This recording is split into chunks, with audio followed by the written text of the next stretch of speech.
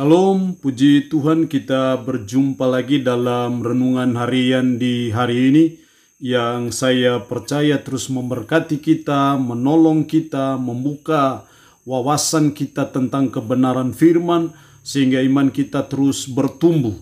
Mengawalinya mari kita berdoa. Pujian dan syukur kami naikkan kepadamu ya Tuhan di hari ini karena kebaikan Tuhan, karena kemurahan Tuhan dalam hidup kami, sehingga kami masih ada sebagaimana kami ada. Kami ingin membaca, merenungkan, mendengarkan sebagian dari firman-Mu. Roh-Mu yang kudus, tolonglah kami, urapilah dan berkatilah kami dengan firman-Mu di hari ini. Dalam nama Tuhan Yesus Kristus kami berdoa. Amin. Nats firman Allah yang menjadi perenungan kita bersama di hari ini, saya ambil dari 1 Yohanes pasalnya yang keempat, ayat 7 sampai dengan ayatnya yang ke-21. 1 Yohanes pasal 4 ayat 7 sampai dengan ayatnya yang ke-21. Secara khusus saya akan baca ayatnya yang ke-7. Firman Allah berkata demikian. Saudara-saudaraku yang kekasih, marilah kita saling mengasihi, sebab kasih itu berasal dari Allah, dan setiap orang yang mengasihi lahir dari Allah dan mengenal Allah.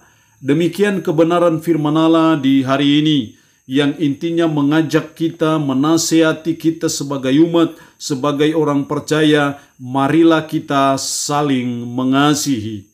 Ketika dunia penuh dengan kebencian, dendam, iri satu dengan yang lain, sebagai anak-anak Tuhan, mari kita saling mengasihi. Sekalipun dunia menawarkan kebencian, dendam antara satu dengan yang lain, tapi sebagai anak-anak Tuhan yang sudah ditebus dengan darah yang mahal di Bukit Golgota, mari kita warnai hidup kita dengan saling mengasihi satu dengan yang lain. Jelas sekali dalam ayat 7, saudara-saudaraku yang kekasih, marilah kita saling mengasihi. Marilah kita saling mengasihi. Itulah nasihat Tuhan, nasihat firman Allah bagi kita, marilah kita saling mengasihi. Mengapa kita harus saling mengasihi? Setidaknya ada 4 alasan dari firman Allah hari ini, mengapa kita harus saling mengasihi. Yang pertama, sebab kasih itu berasal dari Allah. Jelas sekali dalam ayat 7, saudara-saudaraku yang kekasih, marilah kita saling mengasihi. Sebab kasih itu berasal dari Allah, dan setiap orang yang mengasihi lahir dari Allah dan mengenal Allah. Barang siapa tidak mengasihi, ia tidak mengenal Allah, sebab Allah adalah kasih. Jadi alasan pertama mengapa kita harus saling mengasihi, sebab kasih itu berasal dari Allah. Dan kalau kasih itu berasal dari Allah, maka setiap orang yang mengasihi berarti dia berasal dari Allah dan mengenal Allah. Tetapi sebaliknya orang yang tidak mengasihi berarti dia tidak lahir dari Allah dan dia tidak mengenal Allah. Jadi mari sebagai umat, sebagai orang percaya, sekalipun kita masih ada dalam pandemi COVID-19, sekalipun kita masih ada pada suasana yang sulit, situasi yang genting dalam hidup, tapi jangan lupa untuk kita melakukan firman, marilah kita saling mengasihi, sebab kasih itu berasal dari Allah. Alasan yang kedua, kenapa kita harus saling mengasihi? Sebab Allah terlebih dahulu mengasihi kita. Karena Allah sudah terlebih dahulu mengasihi kita, maka itu pun juga yang harus kita buat bagi sesama kita. Mari kita saling mengasihi. Dalam ayat 10, inilah kasih itu. Bukan kita yang telah mengasihi Allah, tetapi Allah yang telah mengasihi kita dan yang telah mengutus anaknya sebagai pendamaian bagi dosa-dosa kita. Ayat 19, kita mengasihi karena Allah lebih dahulu mengasihi kita. Jadi alasan kedua kenapa kita harus saling mengasihi, sebab Allah terlebih dahulu mengasihi kita. Ketika dia mengutus anaknya untuk menebus dosa kita, itu adalah kasih Allah yang sungguh nyata bagi saudara dan saya. Allah sudah memberikan contoh teladan bagaimana mengasihi, seperti Kristus mengasihi saudara dan saya. Atas dasar itulah sebagai umat, sebagai orang percaya, mari kita saling mengasihi satu dengan yang lain, sebab Allah yang sudah lebih dahulu mengasihi kita. Kasih Kristus yang dia sudah buktikan di Bukit Golgota, yang mau rela berkorban untuk penebusan dosa saudara dan saya. Ini menjadi dasar untuk kita saling mengasihi satu dengan yang lain. Seperti Kristus sudah mengasihi kita, demikian juga hendaknya kita mau saling mengasihi antara satu dengan yang lain. Alasan yang ketiga, kenapa kita harus saling mengasihi? Sebab Allah adalah kasih.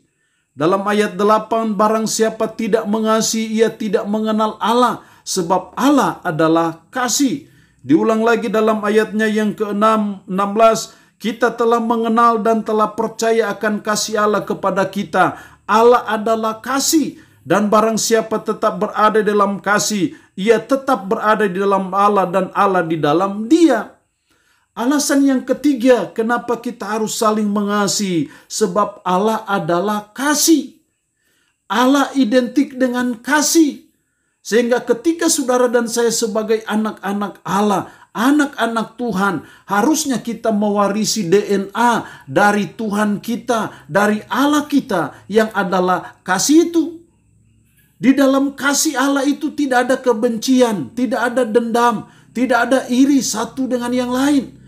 Yang ada di dalam kasih Allah adalah saling mengasihi antara satu dengan yang lain. Dan ketika kita saling mengasihi, pasti kita juga mau berkorban, karena kasih selalu identik dengan pengorbanan. Allah adalah kasih. Menjadi dasar alasan yang ketiga, kenapa kita harus mau saling mengasihi antara satu dengan yang lain, sebab Allah adalah kasih. Karena Allah adalah kasih, itulah yang harusnya mendorong kita, memotivasi kita sebagai umat, sebagai orang percaya, untuk kita saling mengasihi antara satu dengan yang lain. Alasan yang keempat, kenapa kita harus saling mengasihi?